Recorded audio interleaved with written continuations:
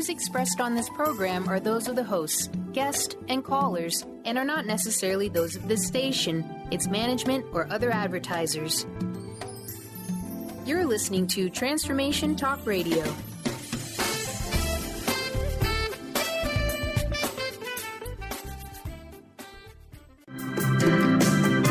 Voices of Women is a talk radio show that gives voice to the personal stories of women. It will inspire women and enlighten men to follow their dreams and create positive changes in their lives. Whether the audience listens to best-selling authors or a layperson like themselves, they'll realize there are others with similar experiences and feelings to their own. This show will give women tools they can use every day, which will empower them to step out of their boxes and create the changes they desire in their life. Kris inspires women to find their voices, speak up, and become leaders of their own life. Everyone has their gifts to share with the world, and it's time for women to work together to bring honor and respect to the feminine voice, which is within all people, men and women. Topics include personal growth, spirituality, creativity, leadership, and divine feminine. Now here's your host, Kris Steinnes.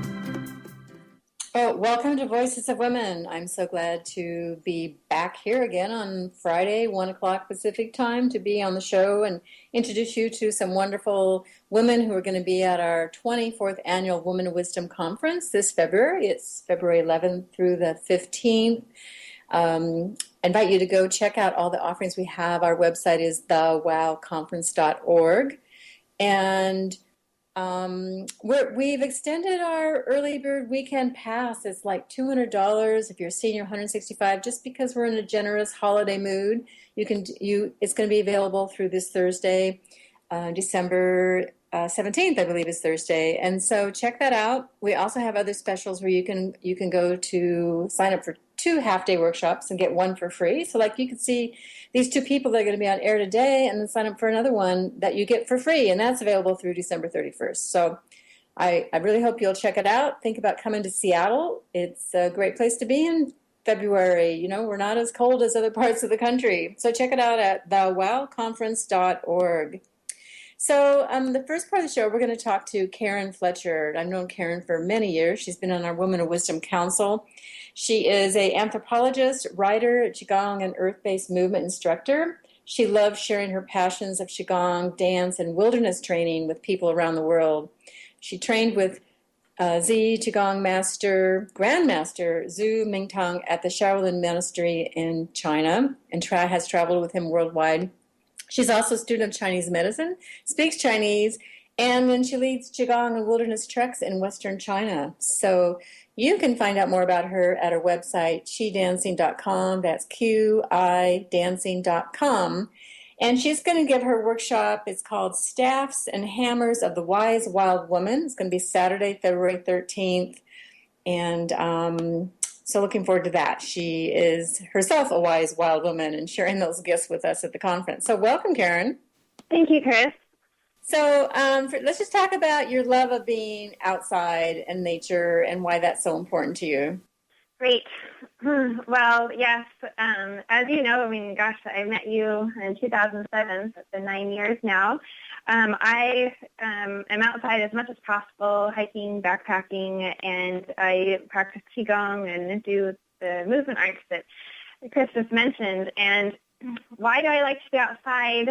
Because nature is so alive. Everything is so present there and full of presence. And it really draws me out of my own head and thoughts and into my body and into my senses. And when I'm fully in my body and my senses, I feel alive and I come alive and I awaken my own wildness within. And nature, I do walks out in nature, I do my Qigong practice out in nature, and I do rituals out in nature, and it's always restorative and rejuvenating, and there's always something new I learn, and it's not through the normal learning through a book. It's learning through being awake and aware and receiving from the beauty and awe and abundance of nature. Mm-hmm. Yeah, so true. And, I know we live in Seattle. Everybody knows it rains in Seattle. And I know earlier this week we had some pretty big rains. Are you still outside when it's raining? Yes. And I actually don't have very good rain gear either. I do have a lot of wool, so it keeps me warm. And I'm especially enjoying wintertime. I love going out for nighttime walks. And then if it's raining on top of that, there's really usually nobody else out there. And I live by two large rivers now, and I like to go down into the rivers and during the day, seeing the birds and eagles. But the rain, I say that in Seattle and the Pacific Northwest, our sunshine comes in the green around us, the moss and the ferns and the trees, as all the sunshine is stored in the chlorophyll. So I think getting outside, even when it's raining, is really imperative to our well-being and to feeling connected to our Mother Earth and feeling that sense of well-being that's all around us in nature. And it certainly helps me on my path when I've gone through difficult times too. Mm-hmm. Yeah, I was just telling you, I'm getting in shape for a trek in Cambodia, and we've been walking in the rain too, for a whole hour, 2 miles, and you just put your rain gear on, carry an umbrella. So when Seattle people don't carry umbrellas unless it's really pouring, so it's really raining when you're carrying an umbrella. But and doing the night walks, it's so quiet. It's wonderful. So I totally agree with you. Like getting out there in the dark and even the rain. That's great. So let's talk about what Qigong is. Great. So my short snippet of what is my elevator pitch for Qigong. It's a Chinese form of breath meditation and movement. Most people come to it for healing or for cultivating good health, and that's how I got to it actually myself. And it is so much more. It's a whole self-development system where we develop our physical bodies, but also our energetic bodies regarding Qi and the meridians, energetic meridians to our bodies, and also our spiritual anatomies. So it's a way of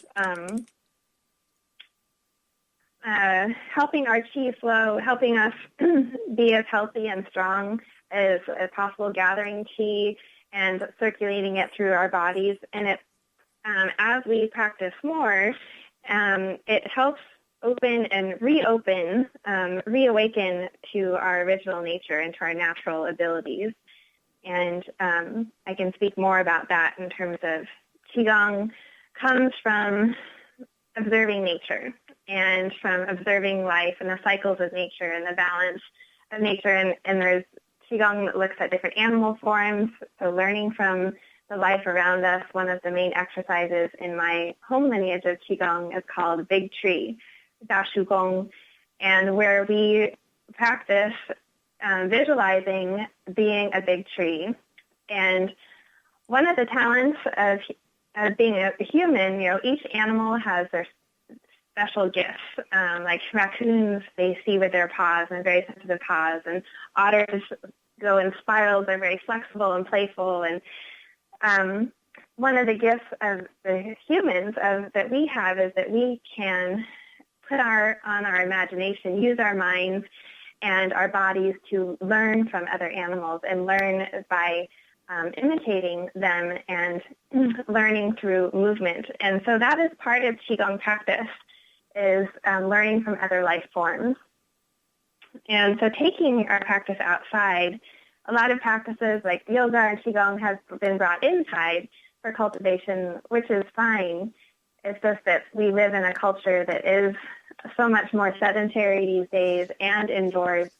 So I have found that bringing it outside has opened up my practice in so many ways to learn from our original teachers, which is nature itself. Yeah, it's great. And being active like that, doing something like that outside. And also now you've combined, you've brought in something that's called Earthgym. What is that? So Earthgym is another practice or ways that we find our own connection with the earth through movement. And there's simple tools that we use, such as staves and stones, ropes, and trees. And our motto in Earthgym is follow your feet and the earth will teach.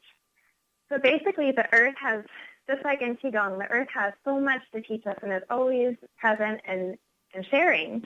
And another way we can tap into that is through movement. And I am a mover, and that was one of my original challenges with Qigong practice, was that I had a hard time sitting or standing still because I love to dance and I love to move. And so Earthgym, we learn through moving our bodies in our different terrains. So it's, again, different from learning that we do in school with books. This is using our own body and weaving our own path through the three main terrains, which is the city, where people sit a lot. One of my teachers called it the SITTY, city. And then the open fence lands, where kind of the countryside, and there's some open spaces, and the gated wild. And then, so Earthgym is about putting our path in these different terrains, using our earth tools, and the more grace we find in this, an adaptability and diversity of moving through these terrains, just the more alive we become, the more we can share with our community. So Earthgym, in short, is using simple earth tools to explore and play and train our bodies, tuning our muscle tone. Okay, well, we're going to talk more about all these things that you do when we come back from our break. We're going to take a short break. We'll be back and talk with Karen Fletcher some more.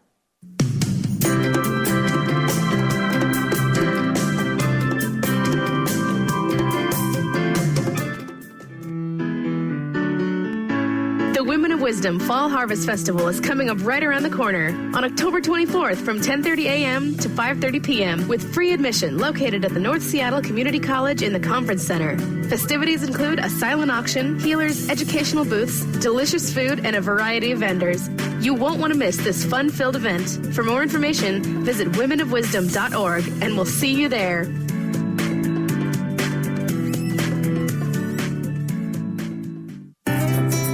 What does it mean to be healthy? For each of us, it means something a little different. Discover the art of herbal medicine, a natural way to help our bodies respond better to the modern-day stress and toxicity of our everyday lives. Using organic herbs from around the world, the skilled herbalists at Urban Wellness in Kirkland can help you choose the herbs that are right for your body. Find your herbal solutions for common health issues at urbanwellness.com. That's HERBAN wellness.com. Sky Siegel co-hosts one of today's most popular psychic shows, Angels and Answers, with Artie Hoffman, as she communicates healing messages from the spirit world. These messages can be astounding, enlightening, and life-changing. Born with the God-given talent of inner guidance and the amazing ability to heal, Sky has healed thousands of people. Schedule a reading with Sky now. Call 908-500-1474 and visit skyofangels.com. Transforming the world, one listener at a time. Transformation Talk Radio, that's my line. Non-stop shows, 24 hours, 7 days. Positive Talk Radio is the new craze. Learn to live your life the best you can. All hosts of TTR will lend a hand. Transform, inspire, educate, create. Tune in now. Our shows are actually really great. Tell your friends, your brother, dad, and mom to tune in at transformationtalkradio.com. 1230 WBLQ.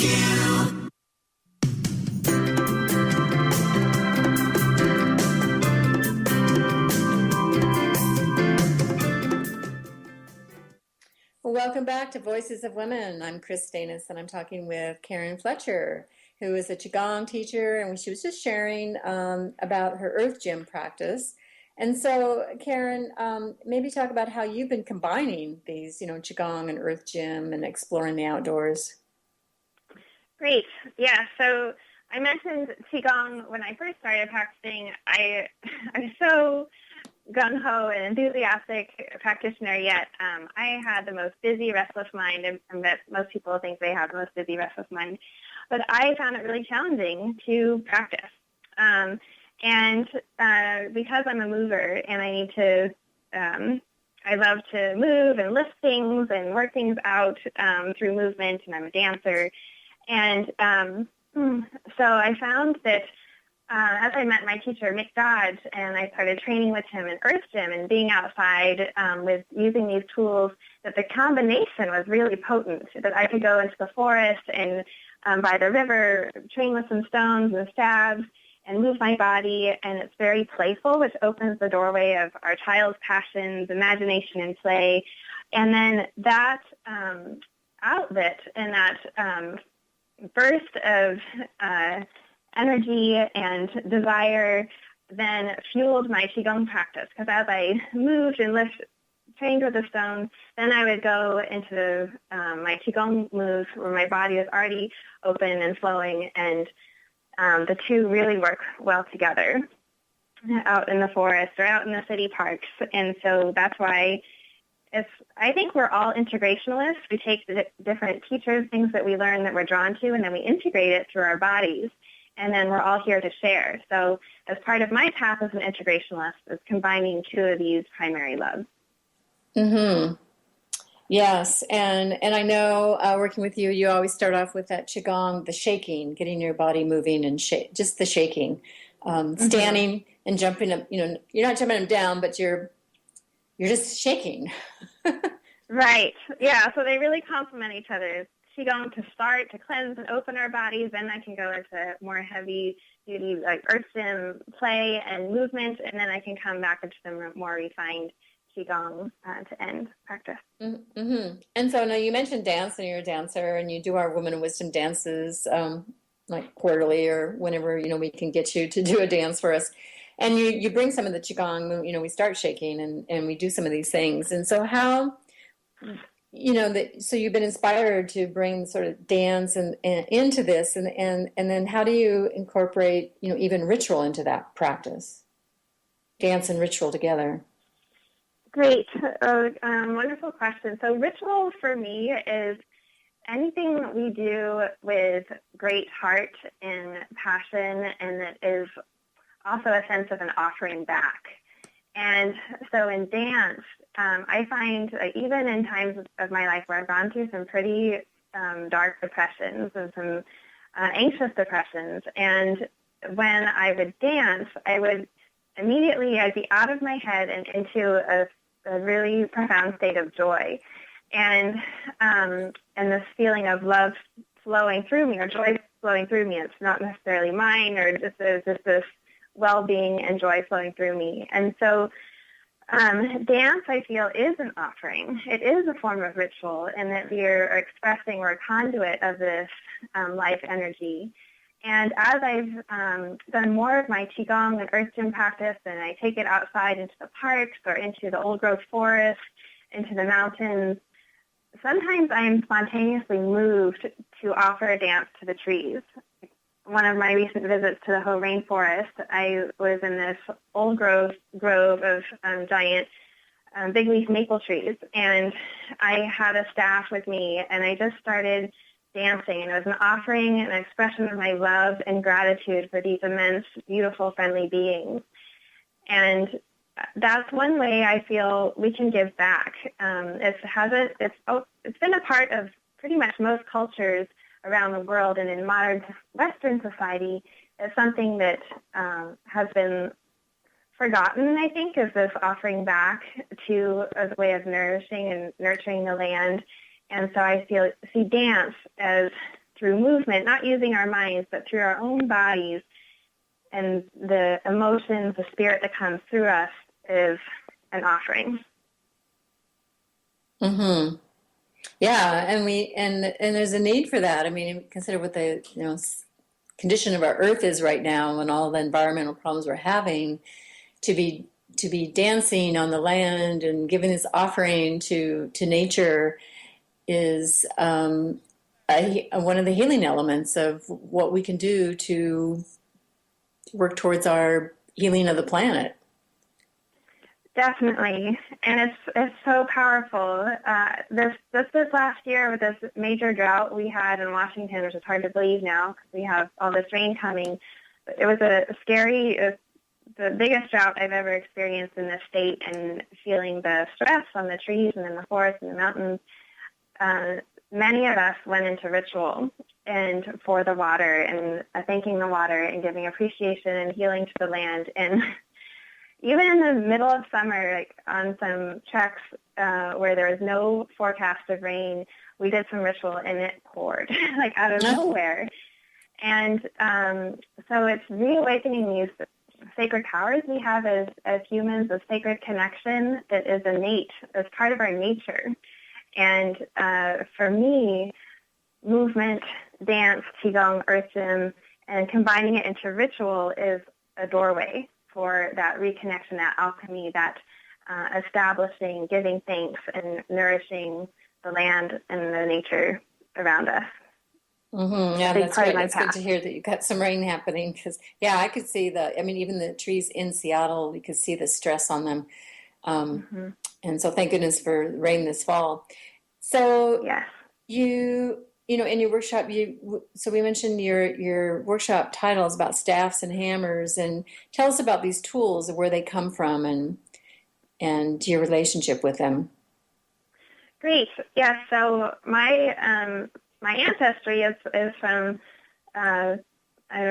I'm of Nordic ancestry, and I have always been drawn to sticks or staves, and I carry them around in my car. I train them. I collect them when I go to the forest. And I just thought, this is something I like to do, and it's part of my Earthgym training. And it wasn't actually until last year that I took a workshop at Women of Wisdom conference on the wise woman of the North. And it was about Nordic ancestry, and I learned about these Nordic women ancestors that are called staff carriers. And they were highly regarded, and learned about their nomadic way of living, which I've been very nomadic the last 5 years. And to me, that was just such a spark of, it's in my blood. Like, our connection to these tools is in my blood. And hammers is a new tool that one of my teachers introduced me to that is also from my past. And it's many cultures around the world have also trained and done rituals with their own tools. And the hammer, especially the iron hammer, connects to many legends, like the legend of Thor, thunder, and the iron hammers connect with the iron core of the earth. And I find when I pick up the hammer and start training with the hammer, developing movements, and moving it into dance, into ritual, it quickly ignites every muscle fiber in my body, and it's pulling through the core of the earth. It's pulling down on the hammer, and then it's pulling through my muscles. The sense of pulling the earth, her song, her messages through the fibers of my body as I use this tool.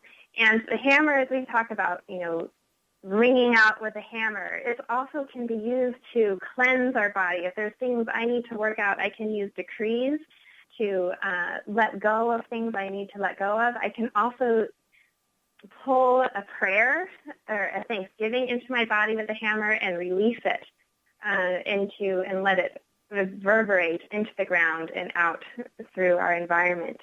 They're very powerful tools, and I love also that they're very common. We find them, hammers are common in most cultures, and staves we find anywhere on the beach or in the forest, and to use them for transformation is really powerful.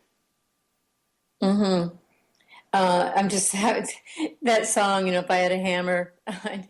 I have a bell, but there's a hammer in that song too. It's interesting. Mm-hmm. So you're using the tools is alchemy of ritual. And so, for ritual is idea that something is transforming. Right. And that transformation happens inside. And so it's through, and I find movement is a really good catalyst for that transformation. And lifting something heavy can be combined with the movement. When I lift a stone or I lift a hammer, I'm going to start breathing. I draw in the wind element deeply, and as I start breathing and moving with it, things start to change. And then I can use my concentration. I can use my words to develop a prayer.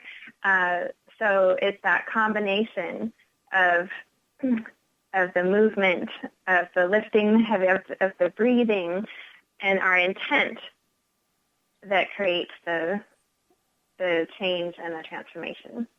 Mm-hmm. So what do you tell people who live in the city of how they can start a practice like this? Not everybody lives in the mountains or feels comfortable going out into the mountains. Right. And and I've lived in the city until this last year. So and especially in Seattle, we have so many great city parks. So I think the main thing is to get outside every day, even if it's for a 10-minute walk.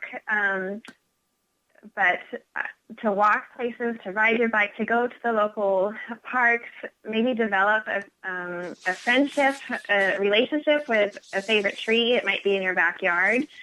So I think developing a habit of going for walks, taking breaks from if you work at home on the computer or in an office, to go out at lunchtime and go for a walk. And one tool you can use when you walk, because we all have busy schedules and a lot on our minds, there's this practice that's called walking with owl eyes. So owl eyes basically refers to using our peripheral vision. And when we go into a soft gaze, and so we can see pretty much everything on the horizon, above us, and to the sides, that's the practice of owl eyes. And walking with soft steps in owl eyes, whether we're in a city park or walking down into a neighborhood, noticing the trees and the plants there, the flowers, or the fallen leaves at this time of year, we don't think when we're in peripheral vision. Mm-hmm. Well, and we're going to have to close now, but I love that idea of owl eyes. So take note, Karen's going to give this workshop on staffs and hammers on Saturday, February 13th. Check it out on our website, thewowconference.org. And we're going to take a break. We'll come back with another presenter, Wendy Rule.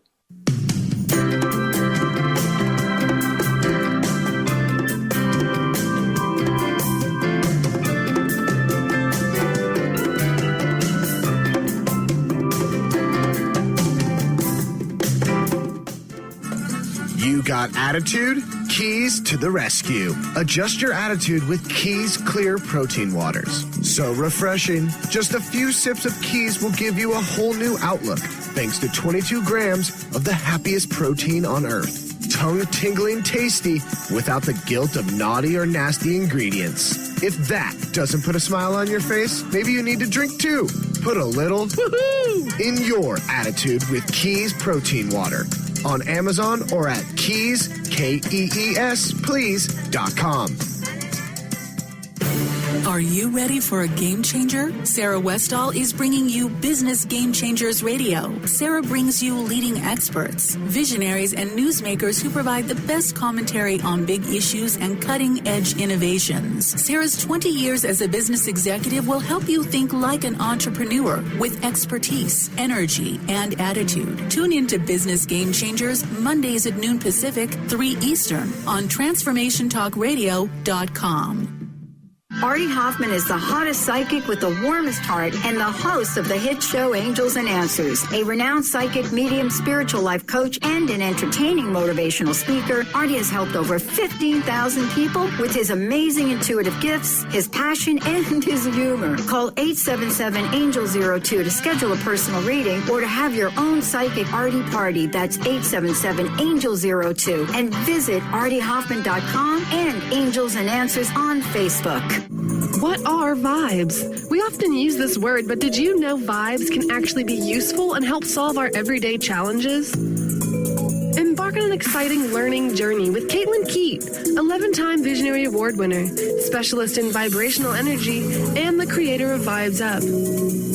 Join Caitlin as she takes you through the world of vibrational therapy and energy healing with natural solutions for a modern world. Visit vibesup.com to learn more today. How would you like increased health and vitality? How would you like to avoid the onset of disease as well as slow the aging process? This is all possible through a simple, safe, and natural process. Every day we are either moving toward wellness or away from wellness. Hi, I'm Mary Jane Mack. I'd like to be your partner in achieving optimal health. Contact me now at maryjanemack.com or call 425-392-0659. Visit maryjanemack.com.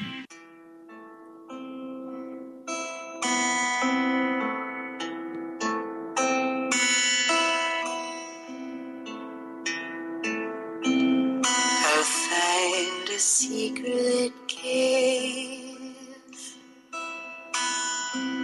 and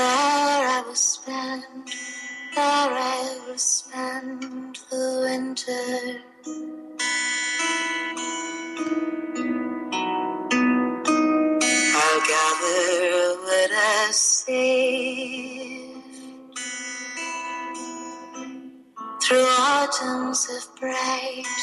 autumns of bright sun.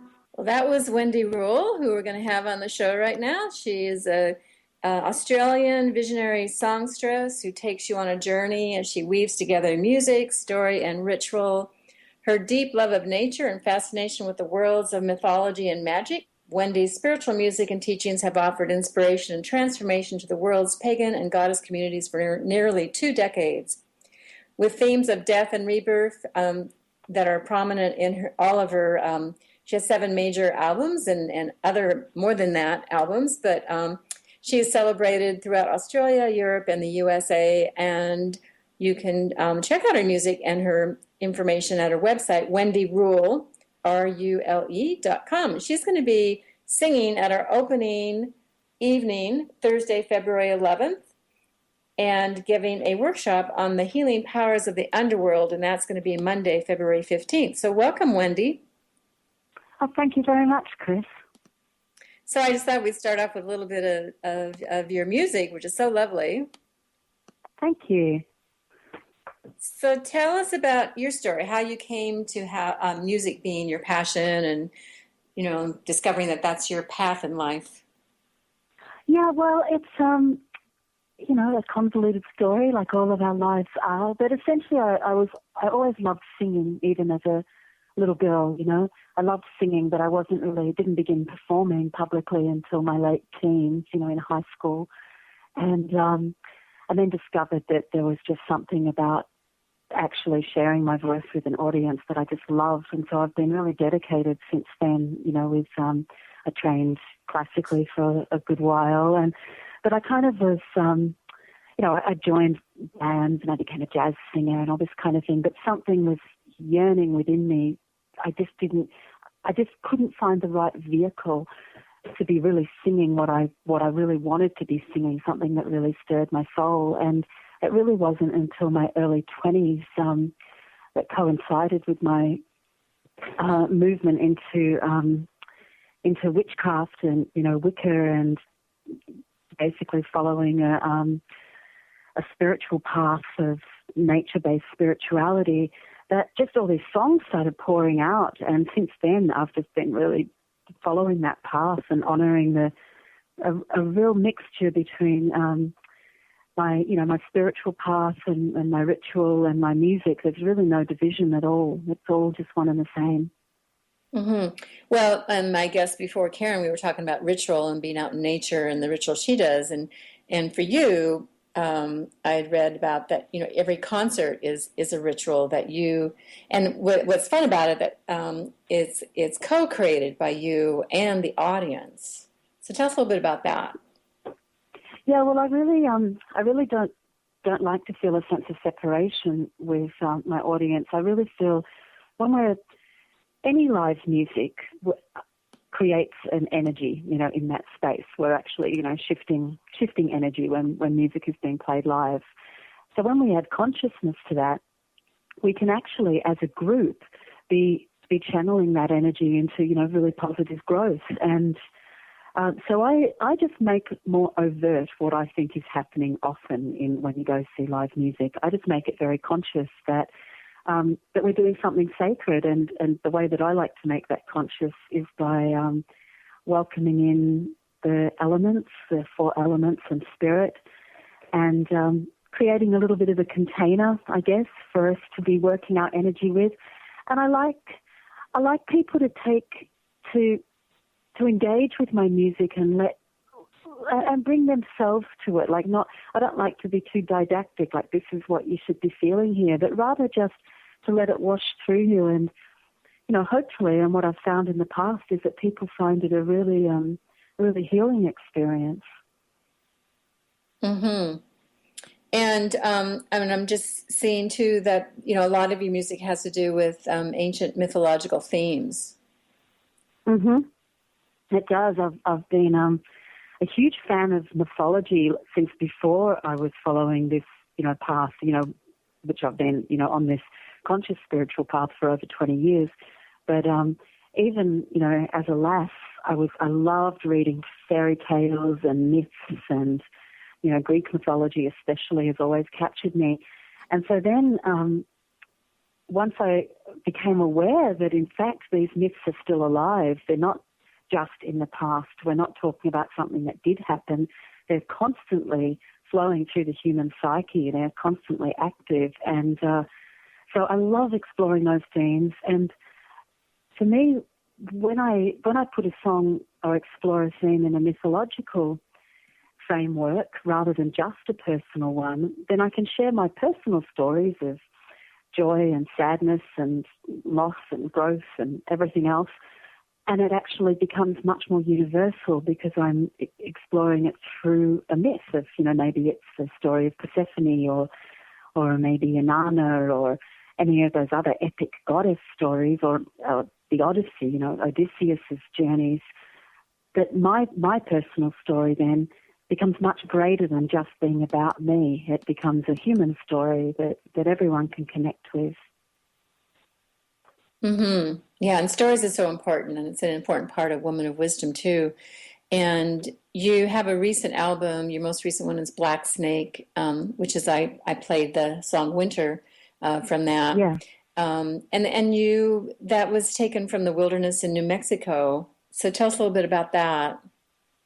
Yeah, well,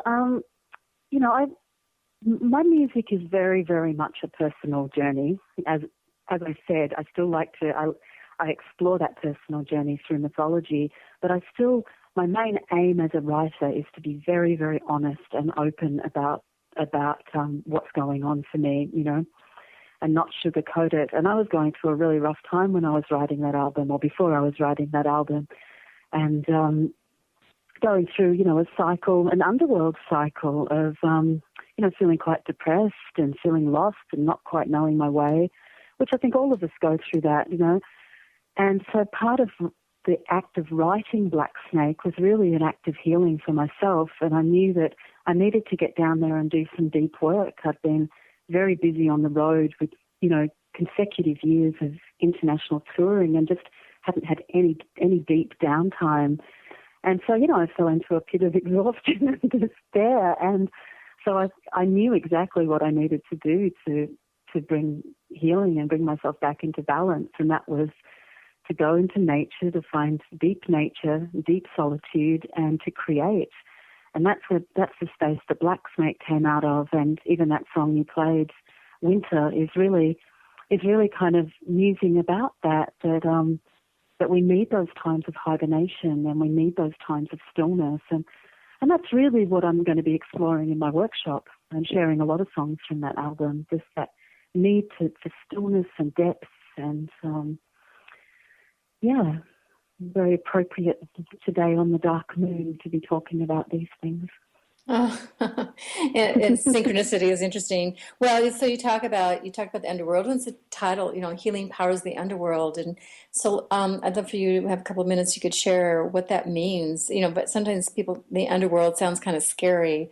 How is it healing? Yeah, well, it can seem at odds when our mainstream culture, the broader culture, and even very aware aspects of, the spiritual and goddess community can be very focused on the light as being the power of healing. And that's definitely valid. But all of nature shows us that everything moves in cycles. And we look at the cycle of the moon, the full moon, the dark moon, the cycles of the seasons. That periods of darkness are part of nature's story. And I think when we resist the necessity for that darkness, then we can become imbalanced. And for me, the underworld is that place where the seed goes in between. It's like a place of rest, of hidden work, secret work is going on. It's a place where it's like the womb, really. So the underworld, in my philosophy, is not a place of, yes, it's a place of darkness, but that darkness is soft, and that darkness is restful and peaceful. It's like curling up by a hearth rather than being out there and partying, Yeah, but we need to take a break right now. We're going to come back and talk more with Wendy Rule and learn more about the underworld.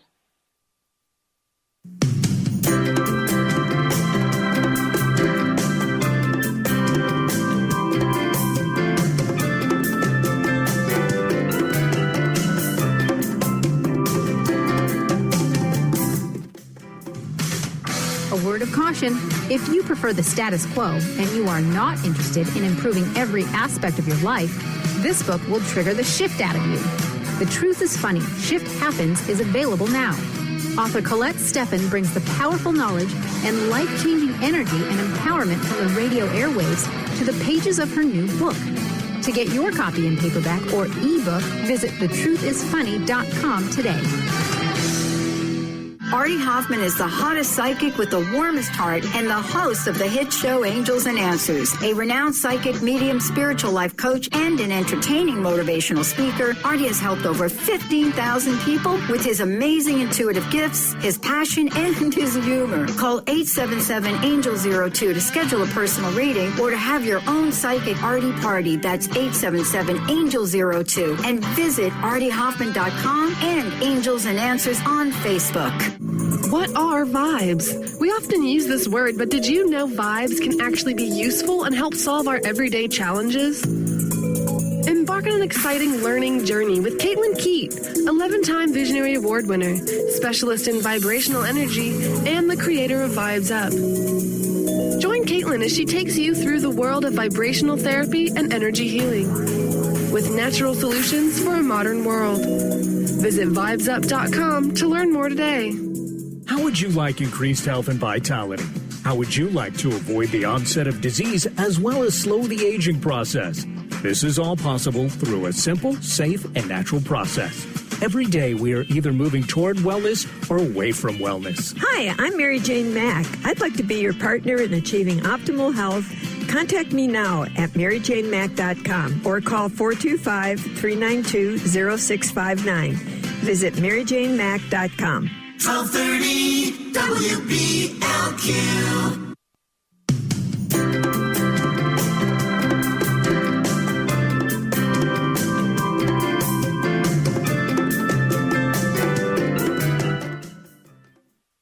Welcome back to Voices of Women. I'm talking with Wendy Rule, the musician from Australia, who's now living in Portland, Oregon. So we have the great delight of going to be able to have her at our conference on February 11th through the 15th.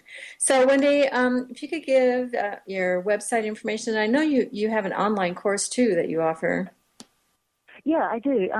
So my website's just my name, wendyrule.com. So that's WENDYRULE.com. And I with my husband Tim, we've been running an online school called Living a Life of Magic for the past 4 years, and we follow the cycles of the moon and over a 13-month period. And it's been amazing. We have a really strong global community of about 100 people from all over the place.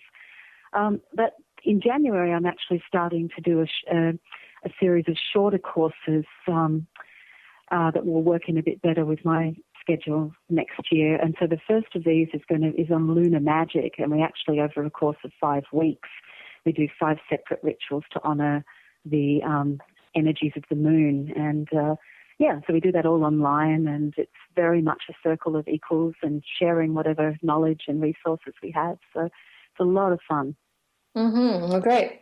Well, getting back to the underworld, I'm curious why you feel exploring the underworld is so important for our culture right now. Yeah, I think that the underworld is essentially that deep part of Mother Earth, the part of the life-death life cycle that is the death aspect. It's the part, as I said, where the seed falls and goes through its magical process to emerge again as a plant the following season. It's the place of death and rebirth. And some of those themes can be very uncomfortable for people. We go through lots of periods of death in our life each time we go through a major change. And sometimes that can be painful, but that doesn't mean that we can't bring consciousness to that process, and that the actual act of moving through that inevitable natural cycle of descent and rebirth, it can actually be incredibly healing. This mythology from all over the world sends their heroes into the underworld to go and find some kind of magical transformational gift that they then resurface and bring back to to the community. And I think that's what we all need to do for ourselves. We need to be willing to go down and not buck against that journey, but instead befriend the crone, the wise old woman, the dark moon aspect of the goddess or this divine feminine, and let her guide us. Let her give over to it. It needs to be a kind of release rather than that constant striving, the more solar thing that our culture loves so much of action, and doing all the time. And, just something about letting go, going deep and allowing ourselves to be transformed. Mm-hmm. And so you kind of, bringing in that feminine spirituality, the energy, the divine feminine. And I know bringing in that crone aspect is a big thing in your workshops.